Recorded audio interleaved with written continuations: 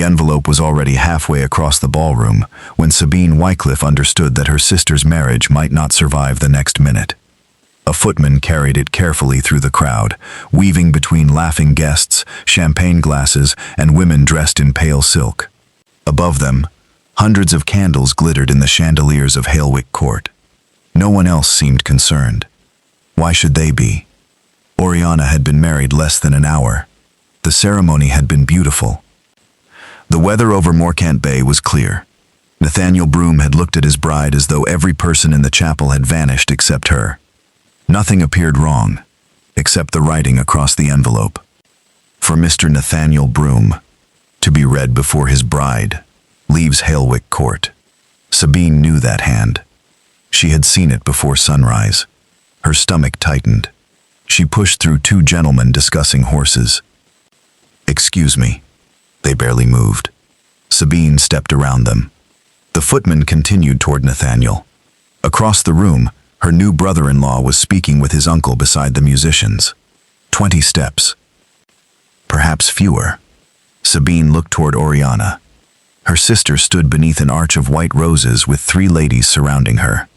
She was smiling, but when Oriana saw the envelope, the smile disappeared. That was enough. Sabine began walking faster. That morning, someone had pushed a small folded note beneath Oriana's bedroom door. Sabine had found her sister holding it beside the window. The page contained one line. "Ask your sister what happened at Belcross House last November." Sabine had expected confusion. Instead, Oriana's face had lost every trace of color. "What happened at Belcross House?" Sabine had demanded. "Nothing." "You look as though someone has threatened you." Oriana had torn the note in half, then into 4 pieces. "Listen to me. If anything arrives for Nathaniel today, you must not let him see it." Sabine had stared at her. What could possibly arrive? Oriana had taken her hands. "Promise me." Sabine had promised. Now the promise was almost at Nathaniel's shoulder. "Thomas." The footman turned. Sabine nearly reached him. Then another man stepped between them. Not Thomas. A guest. Thin, pale, wearing a brown coat too plain for a celebration this grand. He touched the footman's elbow. Sir Garrick asked that it be announced properly. The footman hesitated. Sabine had never seen the pale man before. That frightened her more than the envelope. The stranger looked straight at her. For one sharp second, neither moved. He knew she had noticed him. He smiled, not warmly. Then he disappeared behind a cluster of guests. Sabine lunged forward. Too late. The master of ceremonies had taken the envelope. He tapped a spoon against his glass. Once. Twice. The musicians slowed. Conversation softened. Nathaniel turned. Sabine stopped. Every face was beginning to angle toward the front of the ballroom. The envelope rested in the master of ceremonies' hand. "My lord, ladies and gentlemen." Sabine's eyes raced across the room. A distraction. She needed something large enough to stop nearly 100 people from listening. A dropped glass would not do it. A fainting lady might. But Sabine had never fainted in her life, and she doubted she could produce one convincingly now. The master of ceremonies lifted the envelope. "A message has been delivered for Mr. Nathaniel Broome." Then Sabine saw the man standing beside her.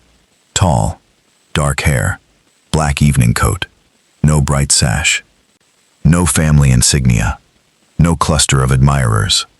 He was watching the crowd with the bored expression of someone who wished he had chosen another room. Sabine did not know him. That made him perfect. She stepped toward him. His gaze shifted to her. "Sir," she whispered. One dark eyebrow moved. She grabbed the front of his coat. His expression changed. "Miss." Sabine pulled him down and kissed him. The first sound was a woman gasping. The second was a champagne glass breaking against the marble floor. Then everything stopped. The orchestra lost its rhythm. Someone near the window whispered, "Good heavens." Sabine kept her eyes closed because opening them would force her to acknowledge what she was doing. 3 seconds. That was all she needed. Perhaps 4. By the 5th, the man she had seized was no longer merely surprised. His hands remained at his sides. He did not touch her. He did not push her away either. Sabine released him. Her face burned so fiercely she could feel the heat beneath her ears. The stranger looked down at her. There was no outrage in his expression. That was somehow worse. Around them, complete silence held the ballroom. Sabine did not dare look at Oriana. She did not dare look at Nathaniel. At least no one was thinking about the envelope. Then an elderly gentleman near the fireplace stepped forward. His glass trembled in his hand. "Your Grace?" Sabine's heart stopped. The stranger's jaw tightened. The elderly man bowed immediately. "Your Grace, forgive me. I had no idea you were attending." Someone behind Sabine whispered the name. "Caldermere." Another voice answered. "The Duke of Caldermere." The title traveled through the ballroom faster than fire through dry grass. Sabine looked back at the man she had kissed. Not a merchant, not a distant cousin, not an obscure wedding guest who could quietly leave and never be mentioned again. Leander Vale, Duke of Caldermere, one of the most powerful unmarried men in England. Sabine had just kissed him in front of almost everyone important enough to repeat it. Her distraction had worked far too well. Nathaniel stared at her from the opposite end of the room. Oriana looked ready to collapse. Sir Garrick, their uncle, had gone completely still. The Duke leaned slightly closer. His voice was low enough that only Sabine heard it. "That was either the boldest introduction I have ever received." Sabine swallowed. "Or you desperately needed everyone to look away from something." Her eyes moved toward the Master of Ceremonies. The envelope was still in his hand, but the pale messenger was gone. Leander followed her gaze. His expression sharpened. "You were stopping that man." Sabine looked at him quickly. "You saw him?" "I have been watching him for 20 minutes. Her humiliation vanished beneath a new fear. "Why?" The Duke glanced toward the eastern doors. "Because I came here to find him." Before Sabine could ask another question, a crowd began closing around them. 2 matrons whispered so loudly they might as well have shouted. A young lord grinned at Leander, as if he had just witnessed the beginning of a scandal he intended to enjoy for months. Sir Garrick reached Sabine first. "What have you done?" "Uncle, have you lost your senses?" Nathaniel approached behind him. Oriana followed. Sabine could see panic in her sister's eyes. That mattered more than every whisper in the room. Nathaniel gave Leander a stiff bow. "Your Grace." Leander inclined his head. "My apologies for arriving without announcement." Nathaniel's eyes moved to Sabine. There was a question there. Possibly several. Sabine opened her mouth. No explanation came. How did one explain kissing a duke to prevent a forged letter from being read at one's sister's wedding? Oriana suddenly pointed toward the Master of Ceremonies. "Where is it?" Everyone turned. His hand was empty. The envelope had disappeared. The Master of Ceremonies looked confused. "I had it a moment ago." Sabine's relief lasted less than a breath. Leander's expression became colder. "Who took it?" "No one, Your Grace. At least, I did not see." The Duke looked at Sabine. "That is worse." Sir Garrick frowned. "What exactly is worse?" Sabine answered before Leander could. "It was meant for Nathaniel." Nathaniel's attention sharpened. "What was?" Oriana spoke too quickly. "Nothing." Her husband turned toward her. "Oriana, it was probably some foolish wedding joke." Sabine saw Leander study her sister. He noticed the lie. Nathaniel did too. For the first time since the ceremony, something uncertain entered his face. Sabine hated whoever had put it there. Leander stepped closer to her. "Walk with me." Sir Garrick bristled. "Your Grace, my niece, has just created enough gossip to keep this county entertained until Christmas. A few minutes in the corridor will not worsen it." Without waiting for permission, Leander moved toward the eastern passage. Sabine followed. Behind them, the ballroom exploded into whispers. And if you enjoy stories where one reckless moment opens the door to secrets no one was meant to discover, subscribe to England 1/1800 ERA. Because what Sabine had interrupted in that ballroom was far more dangerous than a ruined wedding.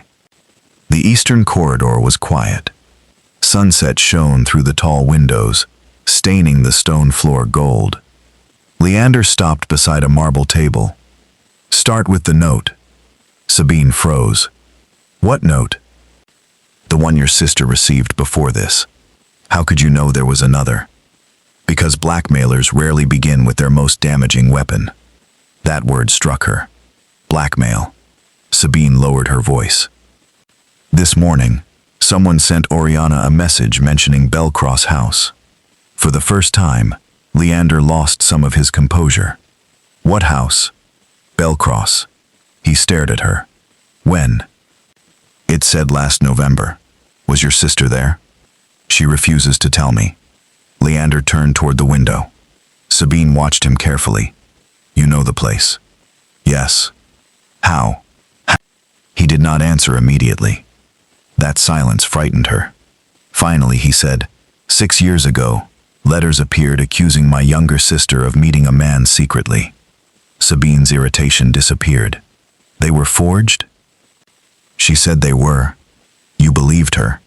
"I was almost the only person who did." His voice had changed. Quieter now. Much harder. The handwriting was perfect. Private phrases were included. Details only family members should have known. Her fiancé believed every word. Sabine remembered the line from Oriana's morning note. "Belcross House. What happened to your sister?"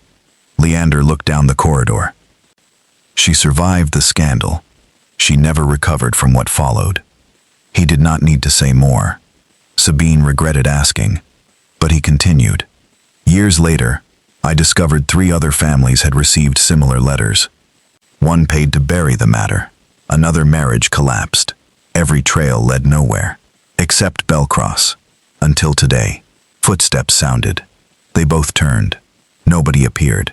Leander lowered his voice. "The man who brought that envelope did not expect me to be here." "Then why are you here?"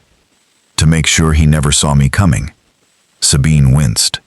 "And I kissed you in front of the whole room." "Yes." "I suppose I owe you an apology. You owe me several months of careful work." Sabine lifted her chin.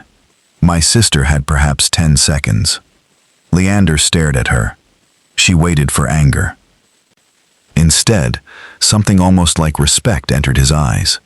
"Fair." A faint scratching sound came from the room beside them. Leander pushed the door open. An unused retiring room. Empty. One chair lay crooked near the fireplace. The curtain beside the window moved in the breeze. Sabine stepped inside. Someone was here. Leander crossed toward the second door. Unlocked. It opened into a servant's passage. The pale man could have crossed half the house unseen. Sabine looked down. A scrap of paper lay beneath the chair. She picked it up. Leander moved beside her.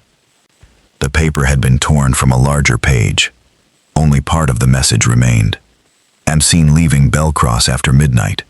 Mrs. Broom met him alone. Her letters prove." Sabine stopped breathing. Mrs. Broom. Oriana. The handwriting looked like her sister's. Exactly like it. "No." Leander took the fragment. He examined the broken wax clinging to one edge. Sabine whispered, "That is her hand." "No."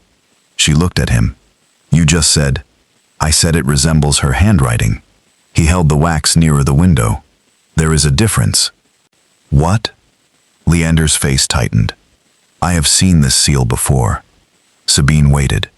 "It came from the same stationer connected to the letters used against my sister." The room suddenly felt smaller. Someone had prepared the same kind of trap twice. 6 years apart. 2 different women. One method. Sabine took the page again. Her eyes caught a half-finished sentence near the bottom. "When the swallows leave the western roof." She went still. Leander noticed. "What is it?" "That phrase. You recognize it?" "My mother used it." He waited. Sabine swallowed. She wrote it in notes to Oriana and me when we were children. It meant autumn was coming. Would anyone outside your family know it? No. The answer came too quickly. She corrected herself. Not unless they had read our mother's letters. Leander looked toward the corridor. Then someone did. A maid screamed somewhere upstairs. Sabine ran before thinking. Leander followed. They climbed the main staircase 2 steps at a time.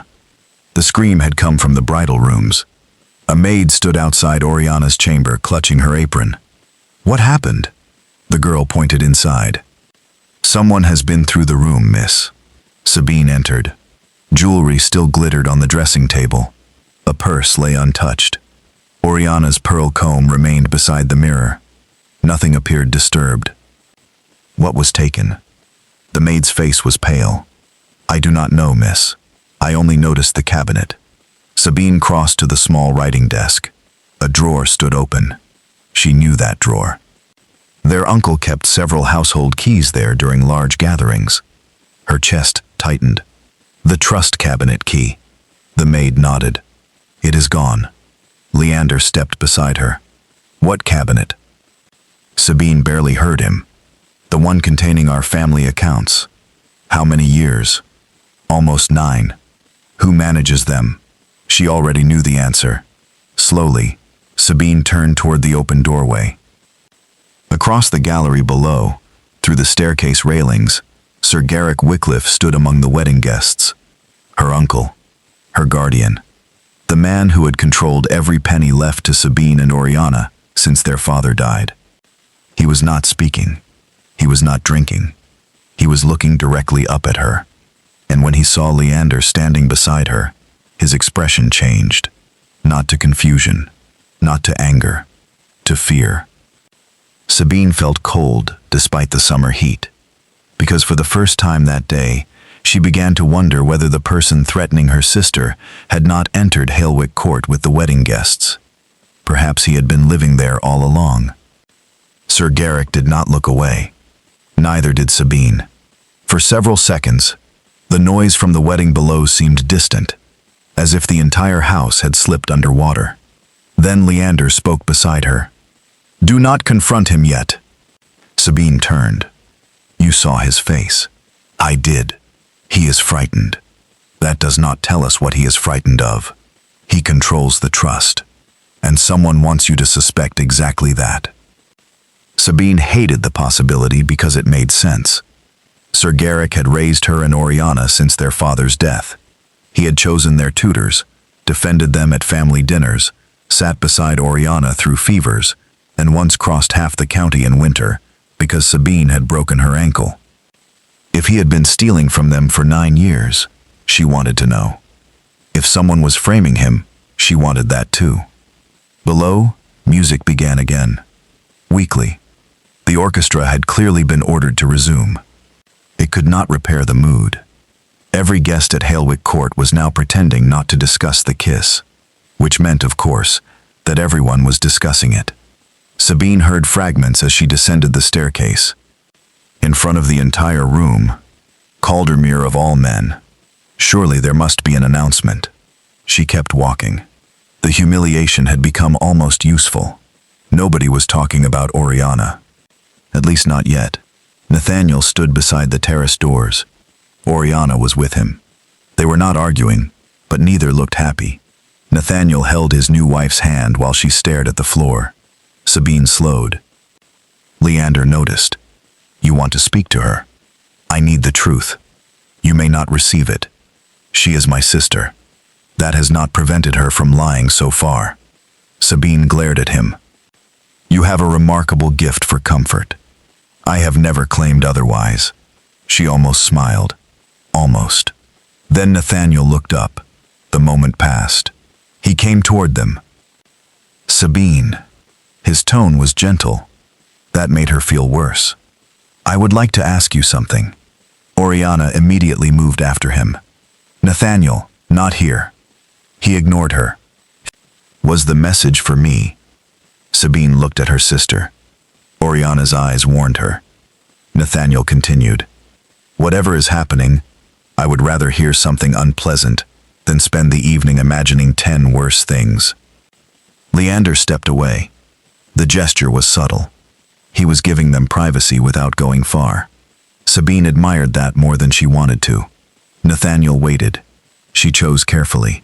Yes, it was addressed to you. Oriana closed her eyes.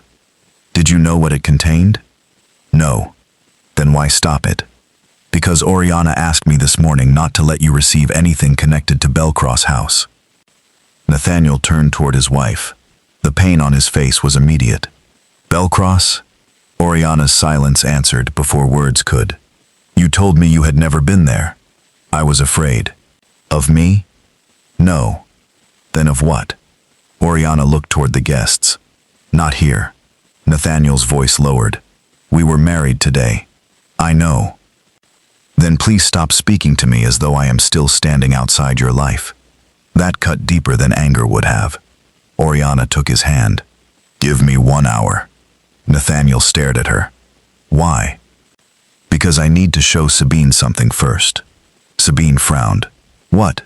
Oriana released him. 1 hour. Nathaniel finally nodded. But trust had already been wounded.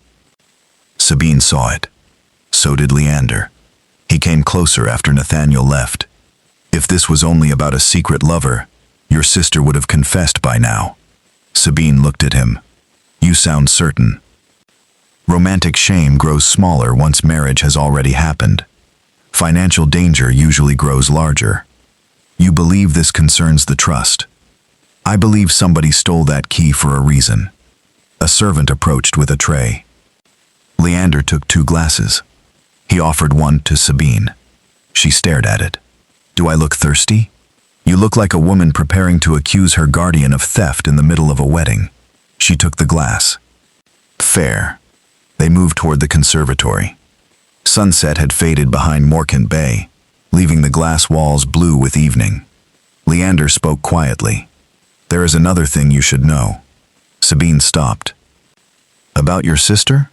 Mine. Something in his face made her wait. Her name was Cordelia. Sabine had never heard him say it before. She was 22 when the letters appeared, engaged to a marquis's son. Everyone believed the match was secure. What did the letters say? That she had been meeting another man. Was there a name? No. That made them stronger. Sabine frowned. How? Because people supplied one themselves. He looked through the glass toward the dark gardens. Every man who had ever spoken to her became suspicious. Every servant remembered something differently. Every harmless absence became proof. Sabine understood. A precise accusation could be disproved. A vague one invited imagination. Her fiancé left. Yes. And the letters were never exposed as false? Not in time. What do you mean? Leander's jaw tightened. Cordelia spent years trying to prove it. By the time I found the first real evidence, she no longer cared whether anyone believed her. Sabine said nothing. Leander continued. I found 3 similar cases afterward. Different counties, different women, same pattern. Were they all connected to Belcross? Indirectly. How? Payments. Sabine's eyes narrowed. What kind of payments? Families paying to stop letters from circulating. Solicitors paying intermediaries. Servants receiving unusual sums. Never enough in one place to prove anything. You think someone manufactures scandals for money? I think someone understands that reputation is more valuable than gold to certain families. Sabine looked toward the ballroom. At Oriana. At Nathaniel. At Sir Garrick. And now they are using it here. Yes. Before she could answer, Oriana appeared at the conservatory entrance. Sabine. Her voice shook. Come with me. Leander began to move. Oriana stopped him. Not you.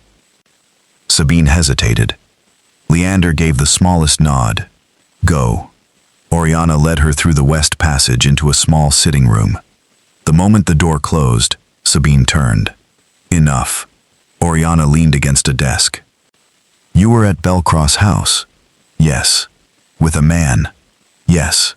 Sabine's stomach dropped. Oriana saw it. Not like that. Then explain. The man was Nathaniel's solicitor. Sabine stared. Why? I needed someone independent. For what?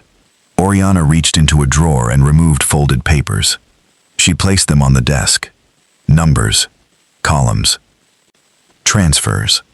Sabine recognized their father's estate accounts. What is this? Our trust. Sabine looked up. Oriana swallowed. There is money missing. How much? I do not know exactly. Thousands? Yes. Sabine went still. Since when? Years. And you knew. I suspected. Why did you not tell me? Because I wanted proof before I frightened you. Sabine laughed once. No humor in it. Someone forged a letter accusing you of meeting a man, stole the key to our accounts, and you are worried about frightening me? Oriana looked ashamed. I was trying to protect you. Everyone keeps doing that today. Sabine picked up the pages. Who controls the trust? Uncle Garrick. Does Nathaniel know? No. Why? Oriana's eyes filled. Because the moment I marry, my portion is transferred to independent trustees. Sabine understood slowly. That happens tomorrow. Yes. And they examine the books. Yes. So if money is missing, it becomes visible. The wedding suddenly looked different. The anonymous letter, the forged handwriting, the attempt to stop Nathaniel trusting his bride, the stolen key. This was not about a secret lover. It was about preventing the marriage from surviving long enough for the accounts to change hands. Sabine felt sick. Did you confront Uncle Garrick? No. Why not? Because the solicitor told me not to. Which solicitor? Mr. Alric Fenlow. The name meant nothing to Sabine. Yet, he handles Nathaniel's family business. Everyone trusts him. And he knew you were investigating. He helped me. Then he knows exactly what tomorrow's transfer requires. Oriana nodded. A knock interrupted them. Both women froze. Then Leander's voice. Sabine. She opened the door. He held something between two fingers. A small brass key. Her stomach tightened. Where did you find that? I did not. He stepped inside. A maid did. Where? Leander looked directly at her. Inside your reticule. Sabine stared at him. That is impossible. I know. Oriana went pale. The trust key. Yes. Sabine took it. Someone had stolen the key, then planted it on her. Why me? Leander's expression was grim. Because you have become inconvenient. A servant appeared behind him carrying another note. Miss Wycliffe? Sabine looked at the envelope. Not again. For Mr. Broom. Nathaniel had already seen the servant. He crossed the corridor and took it himself. Sabine's heart dropped. Nathaniel, wait. He broke the seal. Oriana whispered, Please. He read. His face changed. Sabine stepped closer. What does it say? Nathaniel looked at her. It says you created all of this. She frowned. What? That you resent Oriana's marriage. That is absurd. That you planted the first letter because you wanted the wedding stopped. Oriana shook her head. No. Nathaniel continued reading. And that you stole a key from your uncle's desk to make it look as though someone else was involved. Sabine held up the brass key. Then whoever wrote that knew exactly where this would be found. Nathaniel stared at it. The accusation had arrived too perfectly. Too quickly. Leander took the page. He read once, then handed it back. She did not write this. Nathaniel's jaw tightened. How can you know? Because Miss Wycliffe had no opportunity to send it. That proves nothing. It proves timing. Leander pointed down the corridor. She has been with me, then with her sister. The servant says this note came through the rear entrance less than 5 minutes ago. Nathaniel looked uncertain. Leander continued. Whoever sent it expected the key to have been discovered first. Sabine looked at him. He was not defending her because of the kiss. He was dismantling the accusation because it was weak. For some reason, that mattered more. Nathaniel folded the paper. I believe you, Sabine exhaled. But somebody clearly wants me to stop believing everyone else. He looked toward Oriana. That wound remained. Later, while the wedding guests moved toward supper, Sabine and Leander slipped into the family account room. The recovered key opened the cabinet. Ledgers filled 3 shelves. Leander removed the oldest. Sabine turned pages. Payments. Land repairs. Staff wages. Investments. Then a repeated entry caught her eye. BH. The letters appeared every 3 months. What is that? Leander leaned closer. Sabine traced the figures. £500. Another entry. Another. Again. Again. Always BH. Belcross House, she whispered. Leander said nothing. Sabine turned several pages. The payments stretched back years. The payments stretched back years. Then suddenly stopped.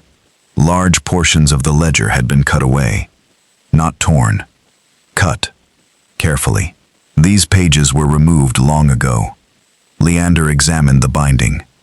Years ago. Sabine felt a chill. Someone had been hiding the truth long before Oriana's wedding. A shadow moved beyond the door. Leander stepped into the corridor. Stop.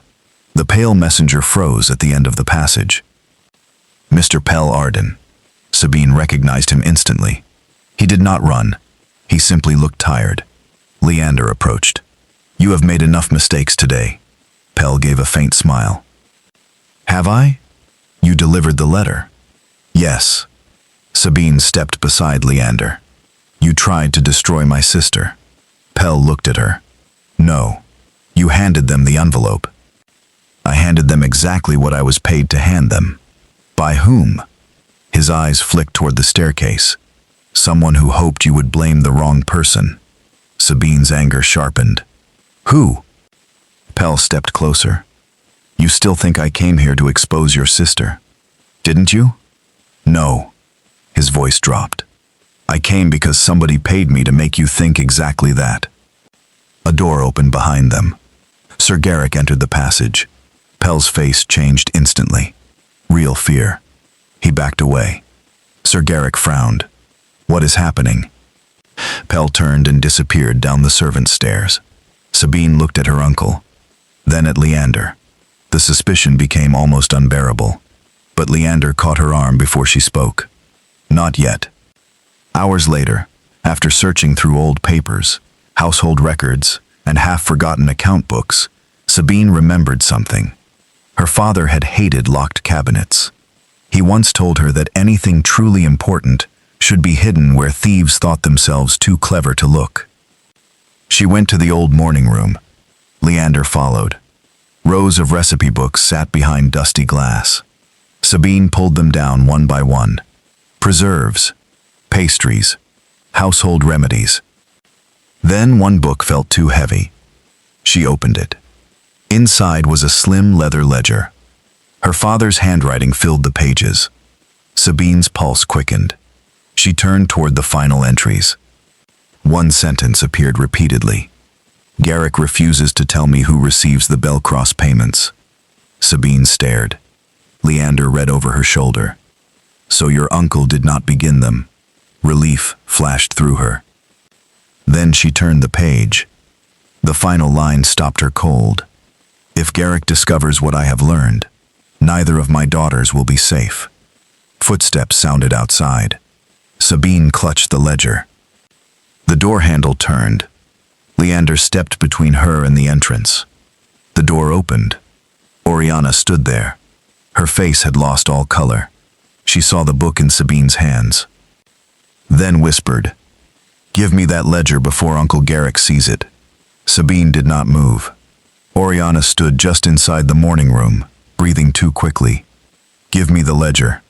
Sabine tightened her grip on it. Why? Because if Uncle Garrick sees that book, everything becomes worse. Leander remained between them. Worse for whom?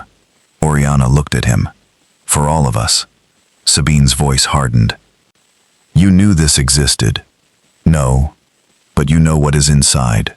Some of it. That is no longer enough.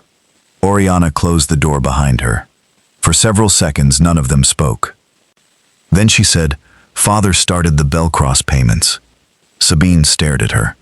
The words seemed impossible. Our father? Yes. No. I thought the same when I first learned.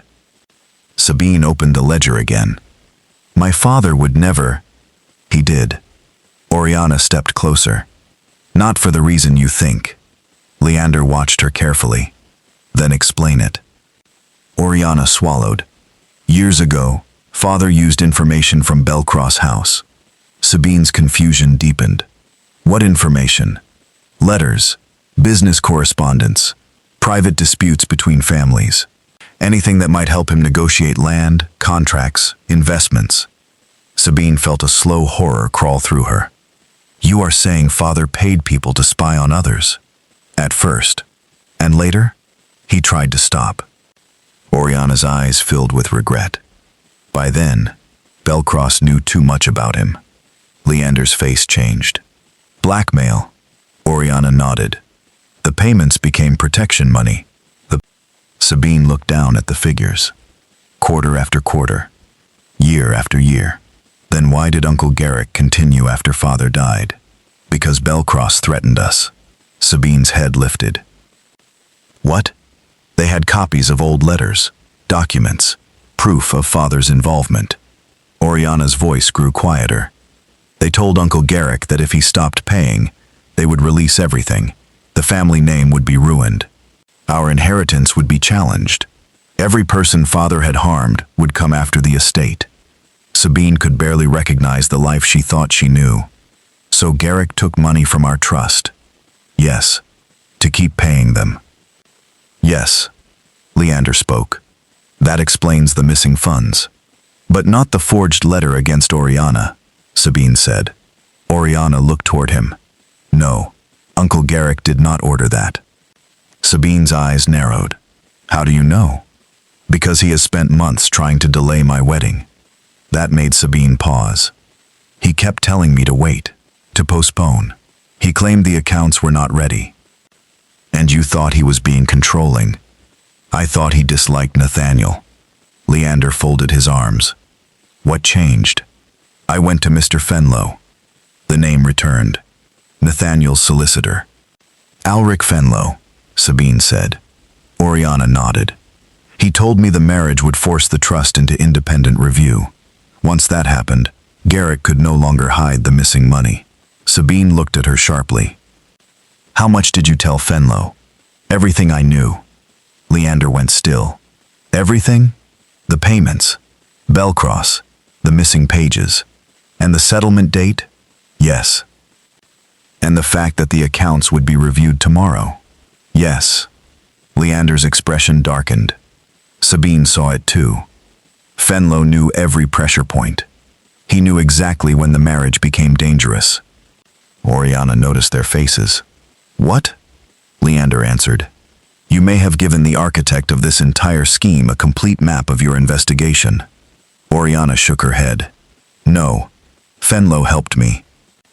Did he? He found irregularities, or showed you only the ones he wanted you to see. Sabine thought of the letter, the timing, the planted key, the accusation against her. Every move seemed to arrive seconds after they discovered something new.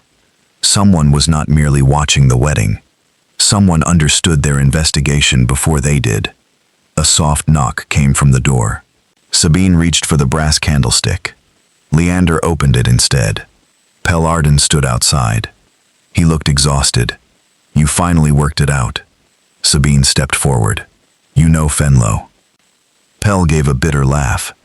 I know him well enough to be afraid of him. Leander dragged him inside and shut the door. Then start talking. Pell glanced at Oriana. You first. What do you want? Protection. Leander's voice was cold. You are not in a position to bargain. I am, if you want proof. Sabine watched him. Proof of what? Pell lowered his voice. That Belcross house has not belonged to any ordinary owner for years. He looked at Leander. It became an exchange point. For what? Secrets. The word hung in the room. Pell continued. Servants sold discarded letters. Stationers copied private handwriting. Clerks duplicated seals. Solicitors learned which families could be frightened into paying. Sabine's stomach twisted. And Fenlo runs it? He runs the profitable part. Leander moved closer. My sister. Pell's face changed. I know. Leander's voice dropped. Tell me. Your sister discovered a transfer connected to him. She asked too many questions. The room became silent. So he forged the letters. Yes. Leander closed his eyes for 1 second. 6 years of suspicion. 6 years of searching. Now the name stood before him. Sabine saw anger rise in him, but he controlled it. That restraint frightened her more than rage would have. Pell looked toward the door. He is preparing to leave. Sabine frowned. Why? Because this wedding survived. Oriana whispered. What does that matter? Pell looked at her. Your marriage triggers the review. Once those books leave Garrick's control, Fenlo cannot bury the trail. Sabine stepped nearer. Then why not simply destroy the ledgers? Too obvious. He prefers people to destroy each other. That sentence explained everything. The forged romance. The suspicion around Garrick. The planted key. The attack on Sabine. Fenlo did not need to burn evidence if he could make the family collapse before anyone examined it. Leander asked, what does he believe we have? Pell glanced at the hidden ledger. That. Sabine looked down at it. An idea formed. Dangerous. Simple. We let him know we found it. Oriana stared at her. Absolutely not. We need him to act. He already has. Not where witnesses can see. Leander understood first. You want to force him to retrieve the ledger? Yes? Pell gave a humorless smile. He will not come himself. Then we make him desperate enough. Leander looked at Sabine. How? She thought of tomorrow's transfer, then smiled slightly. We move tomorrow to tonight. Less than an hour later, the rumor began. Nathaniel Broom intended to sign the trust transfer before midnight. Not tomorrow morning. Tonight. The explanation spread through Halewick Court as quickly as Sabine's kiss had. Some guests assumed it was because of the scandal. Others believed Nathaniel wanted to prove his faith in Oriana. Only a handful knew it was bait. The final wedding supper began under chandeliers bright enough to make the room look cheerful. Nobody was cheerful. Sabine sat 3 places from Leander. Oriana sat beside Nathaniel. Sir Garrick looked 10 years older than he had that morning. At the far end of the table sat Ulrich Fenlo. Sabine studied him openly for the first time. He was unremarkable. That was his greatest advantage. Gray coat, careful manners, a face people forgot as soon as he left a room. He looked toward Nathaniel. Are you certain tonight is wise? Nathaniel lifted his glass. Perfectly. The accounts are extensive. So I have been told. They should be reviewed properly. They will be. Fenlo's fingers tightened around his fork. Sabine saw it. Leander saw it too. Dinner continued. 10 minutes. 20. Nothing happened. Then Fenlo excused himself. Leander did not follow. That surprised Sabine. What are you doing? Waiting. For what? The person he sends. 3 minutes later, a maid entered the corridor outside the supper room. Not a household maid. Sabine knew every servant at Halewick Court. This woman wore the right dress, but moved uncertainly, as though she had memorized the house rather than lived in it. Leander stood. Sabine followed. They remained far enough behind not to alert her. The maid slipped upstairs. Past Oriana's chamber. Past the gallery. Straight toward the old morning room. She opened the door. Went inside. Then reappeared carrying the leather ledger. Leander spoke from behind her. You may put that down. The woman froze. Guests began appearing at the end of the passage. Nathaniel, Oriana, Sir Garrick, Pell, and finally Fenlo. The maid looked at him. That was the mistake. Just one glance. But everyone saw it. Fenlo's face remained calm.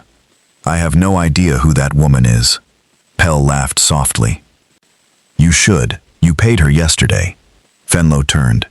Pell removed several folded papers from his coat. Receipts, instructions, names. Fenlo's composure cracked slightly. You are a thief. Yes. Pell shrugged. But fortunately for them, I also keep records. Leander took one sheet. His eyes moved over it. Then another. One contained payment instructions. Another named the stationer. A third referenced Belcross House.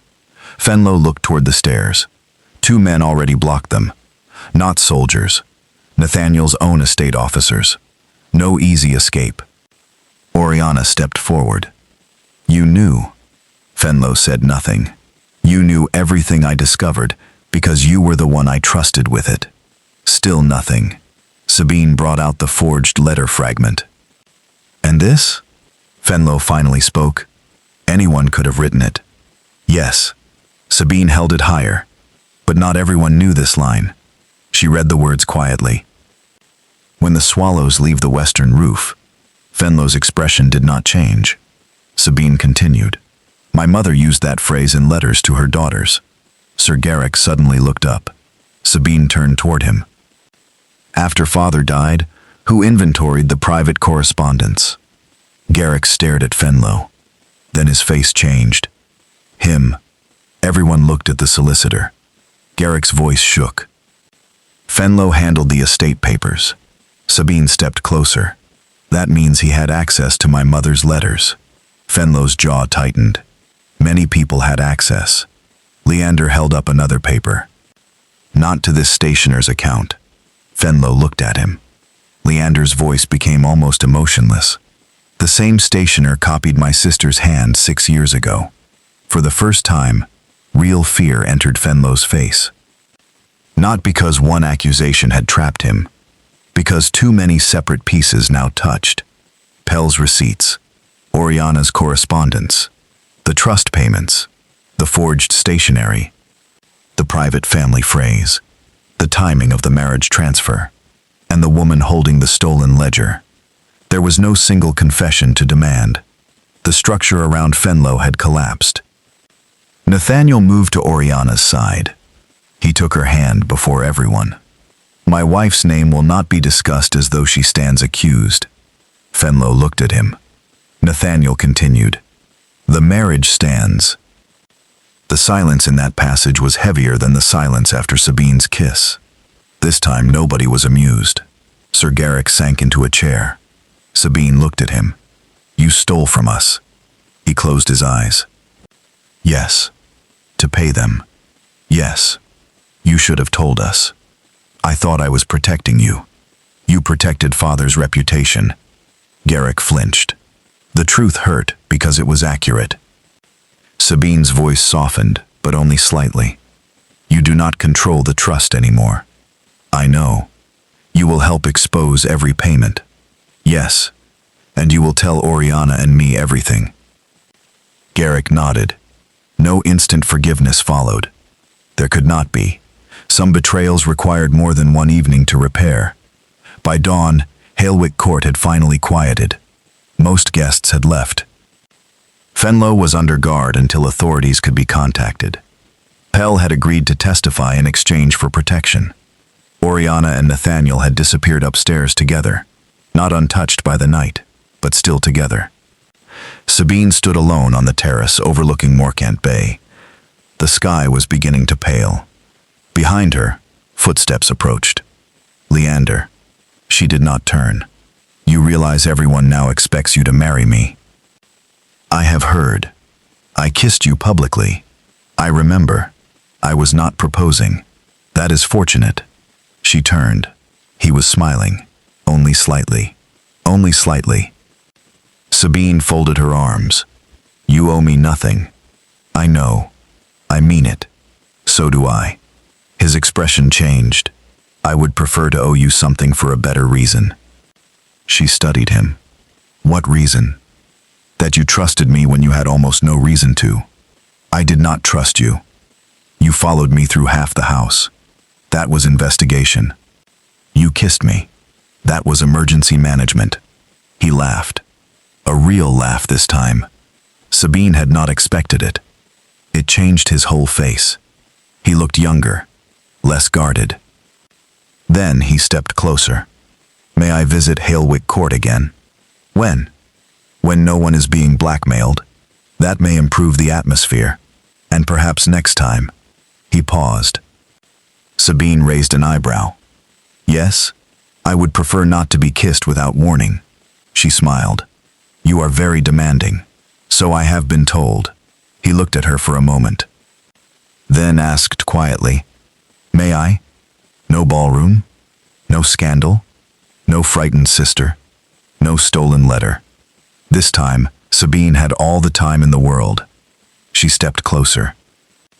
Yes. Their second kiss was shorter than the first, and meant far more.